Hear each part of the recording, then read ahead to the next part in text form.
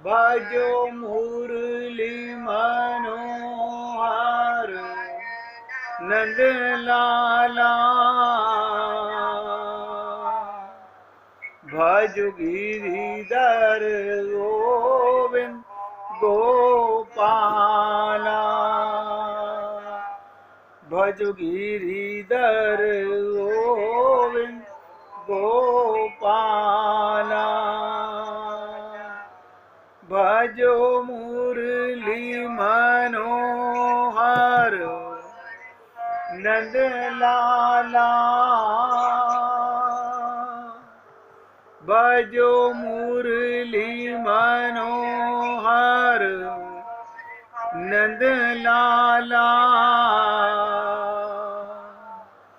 भजो गिरिधर गोविंद गोपाला। भजो गिरिधर गोविंद गोपाला। भजो मुरली मनोहर नंद लाला। भजो मुरली मनोहर नंद लाला। भजो गिरिधर गोविंद गोपाला। भजो गिरिधर गोविंद गोपाला।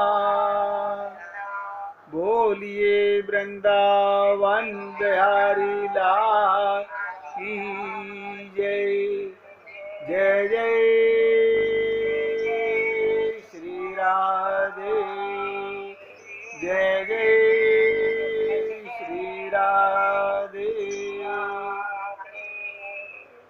सभी भक्तों से निवेदन, बहुत एकाग्रचित होकर सत्संग के प्रत्येक शब्द को पूरी ताकत लगा के गहराई से समझने का पूरा प्रयत्न कीजिएगा। ऐसी चर्चा है जिसके विषय में मैंने कल आप लोगों से निवेदन किया था कि नचिकेता और यमराज के बीच में किसके कारण, किसके मन में कब वैराग्य उत्पन्न हो जाए,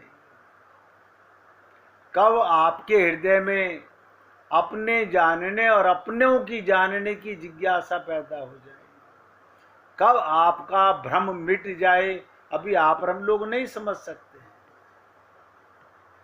कल मैंने आपसे कहा कि यमराज ने कितनी बड़ी परीक्षा ली कि नचिकेता 3 दिन तक, 3 दिन 3 रात यमराज के महल के बाहर प्रतीक्षा करता रहा। यही मैंने आपसे निवेदन किया था कि जनक जी के महल के बाहर सुखदेव परमहंस 3 दिन तक, और उनको कहाँ खड़ा कर दिया गया, जहां महल से कूड़ा गिराया जाता था, वहां पर सुखदेव परमहंस को खड़ा कर दिया गया। लेकिन परीक्षा है अपने अपने गुरु की, अपने अपने ढंग की। 3 दिन के बाद यमराज बाहर आए महल से, और उन्होंने धीरज भरी प्रतीक्षा से प्रसन्न होकर नचिकेता से 3 वरदान मांगने के लिए कहा। पहले वरदान में क्या मांगा, जब वो घर वापस पहुंचे तो उसके पिता उसे स्वीकार करें। उसने अपने पिता से गलत प्रश्न नहीं किया था, आप इतना बड़ा यज्ञ कर रहे हो और बूढ़ी बीमार गाय दान कर रहे हो ब्राह्मणों को, वहां पर भी सौदेबाजी मन में चल रही है। बताइए क्या बुरा किया उसने। तो उसने कहा वो घर वापस पहुंचे तो उसके पिता उसे स्वीकार करें, उसके पिता का क्रोध शांत हो, पहला वरदान। दूसरे वरदान में नचिकेता ने जानना चाहा क्या देवी देवता स्वर्ग में अजर अमर रहते हैं। आप और हम लोगों को भी, ये जितने भी आप हम धर्म कर्म कर रहे हैं, बुरा मत मानिएगा, ये केवल स्वर्ग दिला सकते हैं। और हमारे गुरुदेव कहा करते थे, स्वर्ग मूर्खताओं का वास है, क्योंकि वहां से जब नीचे गिराया जाता है तो कुत्ते बिल्ली गधे की योनि में जाता है ये जीव।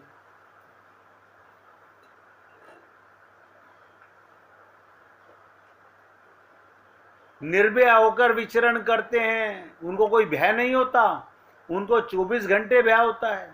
वहां पर भी जैसे ये संसार के अंदर, जैसे संसार में आप देखते हो हर आदमी दूसरे से आगे बढ़ना चाहता है।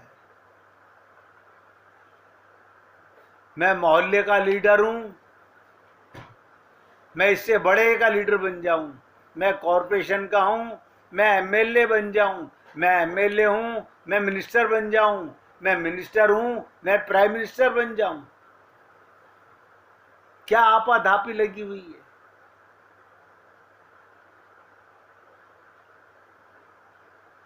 तो इसके लिए उन्होंने उनको अग्नि या ज्ञान दिया। अग्नि ज्ञान माने क्या होता है? आग में तपाने वाला ज्ञान। नचिकेता भी कहते हैं तीसरे वरदान में, अब ध्यान से सुनिएगा, यमराज ने स्वयं कहा ना, बेटा तुम 3 वर मांग लो। हे यमराज, सुना है कि आत्मा अजर अमर है।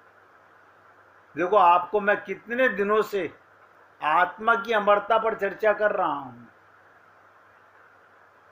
लेकिन हमारा मन, माइक बुद्धि इसको पकड़ नहीं पा रहा, मतलब अपना ज्ञान भी नहीं कर पा रहा। तो यही बात नचिकेते ने पूछा कि सुना है, मुझे भी ज्ञान नहीं है, देखो बोलता है सुना है आत्मा अजर अमर है, मृत्यु एवं जीवन का चक्र चलता रहता है। ये शरीर की जीवन मृत्यु चलता रहेगा, और आत्मा अजर अमर है, आत्मा नहीं मरती। नाली के कीड़े में भी आत्मा है और ब्रह्मा में भी आत्मा है। और ध्यान से सुनो, नाली के कीड़े में भी परमात्मा है और ब्रह्मा में भी परमात्मा है। उसके बीच में आप और हम सब आ जाते हैं। लेकिन नचिकेता ने पूछा कि गुरुदेव, आत्मा ना कभी जन्म लेती है और ना कभी मरती है, और इस जीव का कितना बड़ा भ्रम है, पैदा हो गया मर गया, पैदा हो गया मर गया। और आप और हम सब लोग, हम भी यही महसूस करते हैं, हमारा जन्म हुआ था, हमारी मृत्यु होगी। आप सोचिएगा, इतना सत्संग सुनने के बाद भी अगर हमारे मन में यही भाव आता है तो धिक्कार है ऐसे सत्संग को, ऐसे ज्ञान को।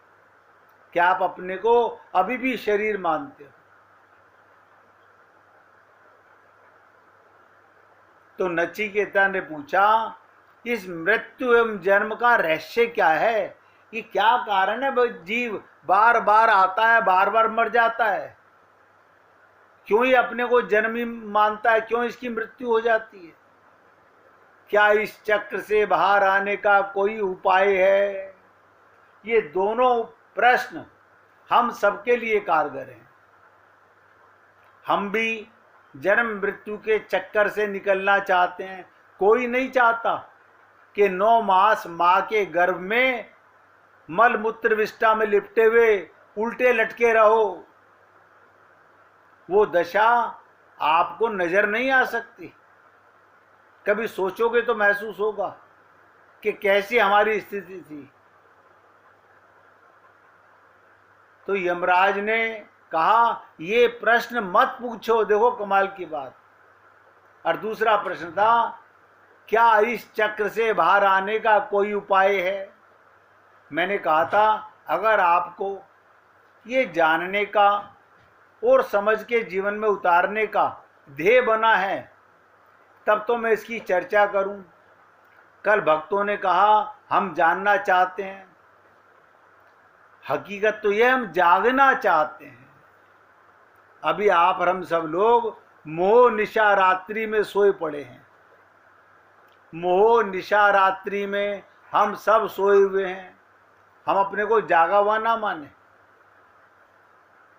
तो देखिए क्या कहता है यमराज, तुम मुझसे ये प्रश्न मत पूछो, मैं तुम्हें अपार धन दे दूंगा, अपार संपदा दे दूंगा, राज्य दे दूंगा इस प्रश्न के बदले। लेकिन नचिकेता अड़ गया, नहीं, मुझे तो यही ज्ञान चाहिए। आप सोचिए, आप और हम मंदिर में जाके क्या मांगते हैं, संत महात्माओं से क्या मांगते हैं। गीता कह रही है, रामायण कह रही है, लेकिन हमारे मन में कभी फिर भी भाव नहीं आता। संत महात्मा जता जता के कह रहे हैं हे पुण्य आत्माओं, लेकिन हम अपनी बगलें झाँकते हैं। बताओ, स्त्री को आत्मा कह रहे हैं, पुरुष को आत्मा कह रहे हैं, हम अभी भी अपने को शरीर मानते हैं। तो हमने कल कहा था इन दो प्रश्नों पर थोड़ी लंबी चर्चा होगी, ताकि इतना सरल करके आपको बताया जाए, आप उसको गहराई से समझ सके। तो नचिकेता द्वारा प्राप्त किया गया आत्मज्ञान आज भी विश्व में प्रसिद्ध है।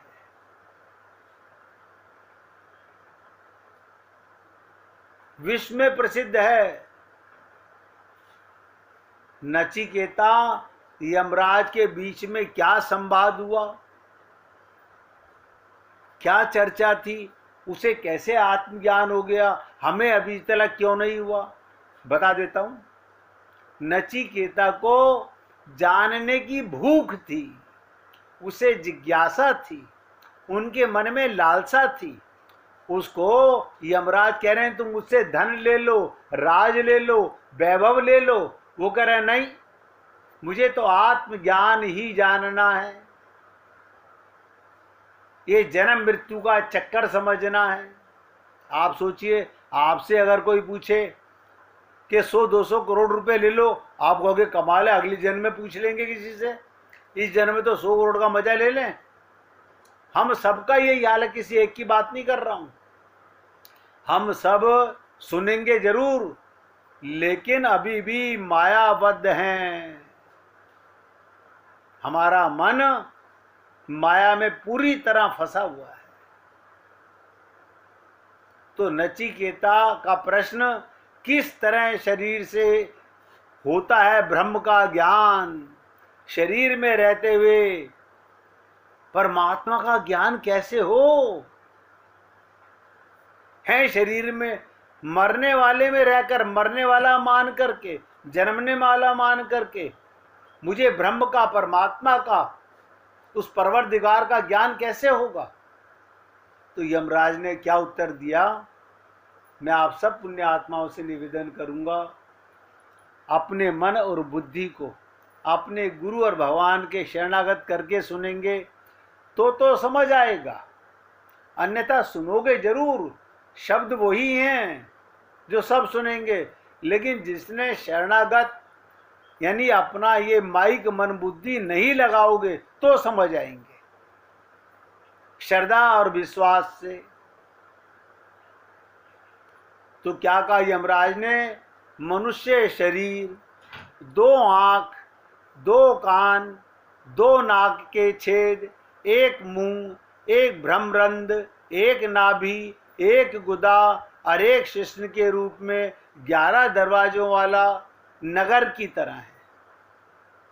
ये शरीर एक ब्रह्मपुर है, नगर है पूरा का पूरा, जो ब्रह्म की नगरी है। देखो कमाल की बात, परमात्मा कहाँ रहते हैं, इसी देह में रहते हैं। आप कहाँ रहते हो, हमें अपना तो पक्का पता है, इस देह में रहते हैं। हमें ये तो पता है मैं इस देह में, मैं तो देह ही अपने को मानता हूं, इससे बड़ा अज्ञानी कोई नहीं हो सकता। तो देखो क्या बता रहे हैं, ये 11 चीजें ये शरीर के अंदर दरवाजों वाले नगर की तरह हैं, जो ब्रह्म की नगरी है। और वे मनुष्य के हृदय में रहते हैं। इस रहस्य को समझकर जो मनुष्य ध्यान और चिंतन करता है, क्या करता है? ध्यान करता है। हम सारा दिन ध्यान संसार का करते हैं क्योंकि हम मानते शरीर हैं। हमें ना तो जानने की इच्छा है, जब हमें पता है कि मैं स्त्री हूं तो क्या जानूं, यही मैं पुरुष हूं, यही अज्ञानता का जीवन ढो रहा है। तो क्या कहा? बहुत ध्यान से सुनो। इस रहस्य को समझकर जो मनुष्य ध्यान और चिंतन करता है, आप और हम लोग ना ध्यान करते हैं ना चिंतन करते हैं। बताइए कितनी बार आपने भगवान का चिंतन किया, मैं आत्मा हूं उसका चिंतन किया, उसे किसी प्रकार का दुख नहीं होता। ऐसा ध्यान और चिंतन करने वाले लोग मृत्यु के बाद, नोट करो, जन्म मृत्यु के बंधन से मुक्त हो जाते हैं।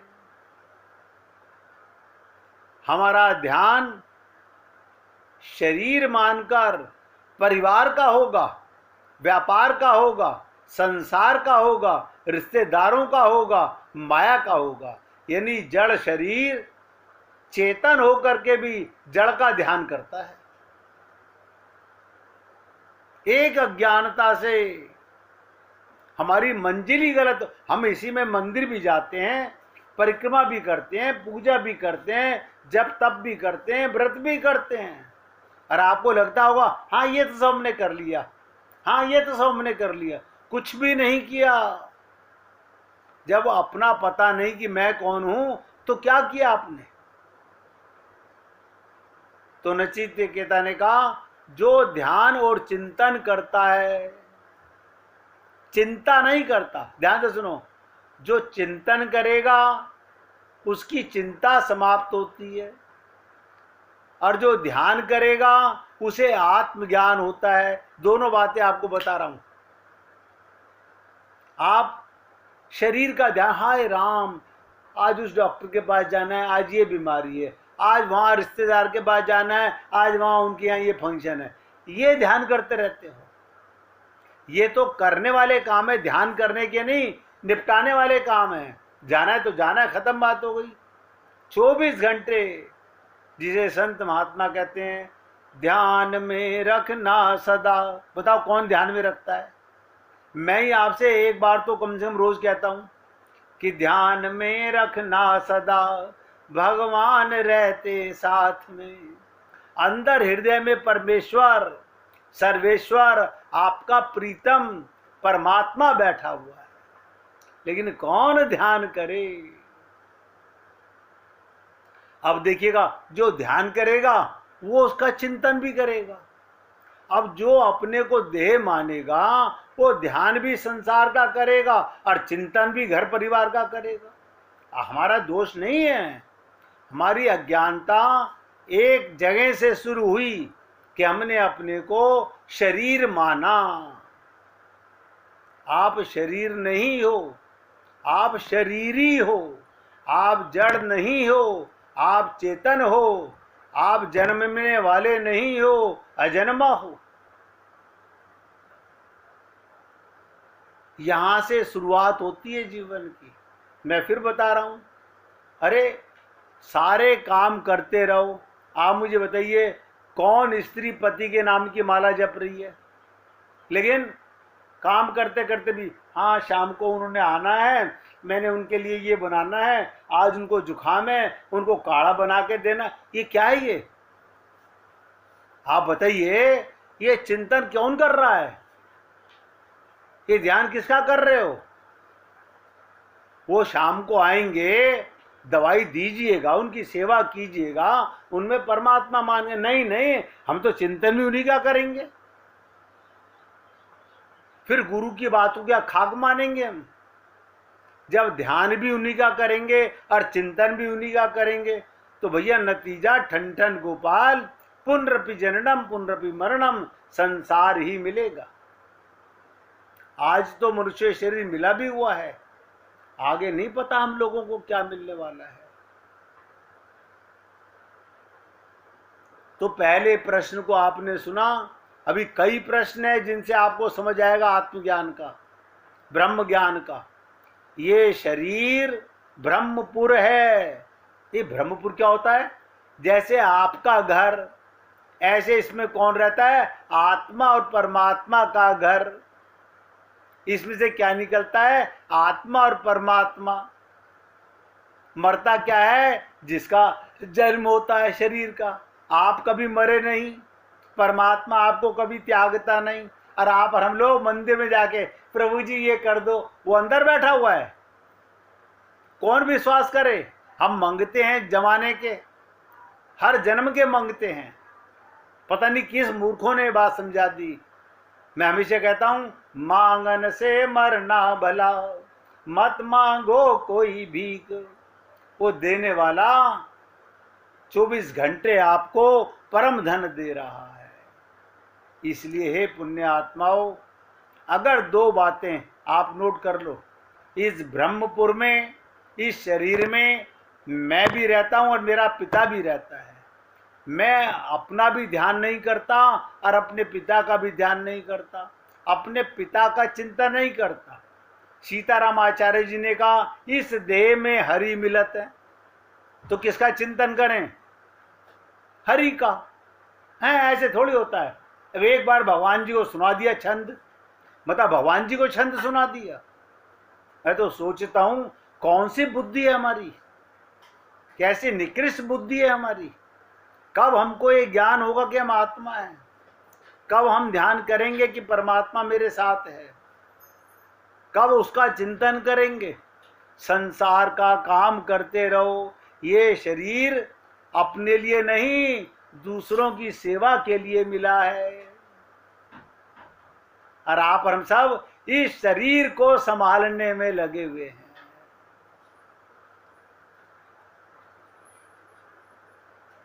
अगर आप लोग अब मेरी बात को समझ रहे हो तो मैं अगले प्रश्न पर पढ़ूं, आगे चलूं। अगर इसी प्रश्न पर फिर कुछ सुनना हो कि ध्यान कैसे करें, चिंतन कैसे करें, आप देख लो। लड़की ससुराल में आई, पति ने चाबी अलमारी की दी, अब एक बच्चा हो गया। मम्मी को कह रही है, मम्मी बाद में फोन करना, आपको पता नहीं मैं अपने घर का काम कर रही हूं। बताइए, यानी दूसरे के घर से दूसरे के घर में आके चिंतन उसका होने लग गया, वो मेरा घर हो गया। ये हमारा ज्ञान है, ये हमारी बुद्धि, हमारा विवेक है। और आप और हम लोग अपने आप को, नहीं नहीं मुझे सब पता है, आप हमसे कितनी भी सलाह ले लो। मैं भी अपने मामा जी के गांव गया था, 2 घंटे वहां रुका, वहां भी सत्संग ही करके आया।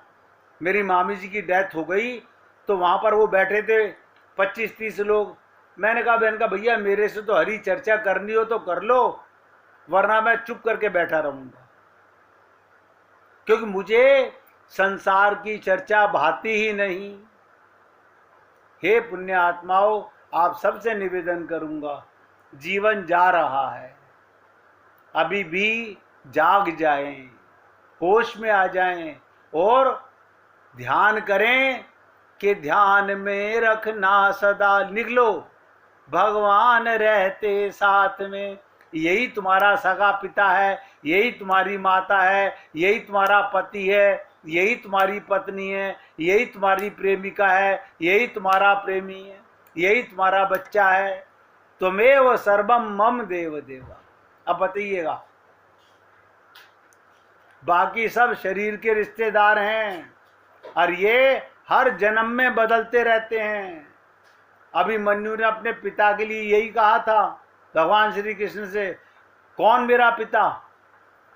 अनंत जन्मों में मैं अर्जुन का बाप बन चुका हूं। अर्जुन की गर्दन लटक गई 1 मिनट के अंदर। बार बार सोचो हे पुण्य आत्माओं, अगर आप अपने जीवन को सही आयाम पर, सही लीक पर नहीं लगाते हो तो हम अपने साथ पाप कर रहे हैं। आत्महत्यारा इसी को बोलते हैं कि भगवान की और गुरु की कृपा मिलने के बाद भी हम अपने आप को ना आत्मज्ञान करते हैं, ना भगवान का ध्यान करते हैं और ना भगवान का चिंतन करते हैं। अब तो चिंतन क्या करो, हम चिंतन करते हैं इस साल मुझे वहाँ जाना है, अगले महीने मुझे वहाँ जाना है। ये चिंतन नहीं कर रहे कि प्रभु जी अब तो आपके साथ आपके लोक में ऐसी जगह जाना है जहाँ से लौट के नहीं आना। बताइए कौन चिंतन करता है? सोचो ये कौन चिंतन करता है? हम तो शरीर मानकर सारा जीवन गुजर गया, मरते दम तक हाय हाय हाय हाय, ये चिंतन करते रहते हैं। इसलिए मैंने आपसे निवेदन किया, अगर इस प्रश्न का 2 शब्द मेरे समझ आ गए हों, ध्यान और चिंतन।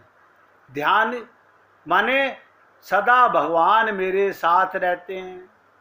मैं मंदिर जाऊं कि ना जाऊं, मैं मंदिर जाऊं कि ना जाऊं, मैं रहता ही मन मंदिर में हूं भगवान के साथ में, क्योंकि 24 घंटे उसका ध्यान करता हूं। और उसका ध्यान करता हूं तो उसके साथ जाने का चिंतन करोगे। अब 1 मिनट कीर्तन करेंगे, फिर आगे बढ़ेंगे। गोविंद जय जय गो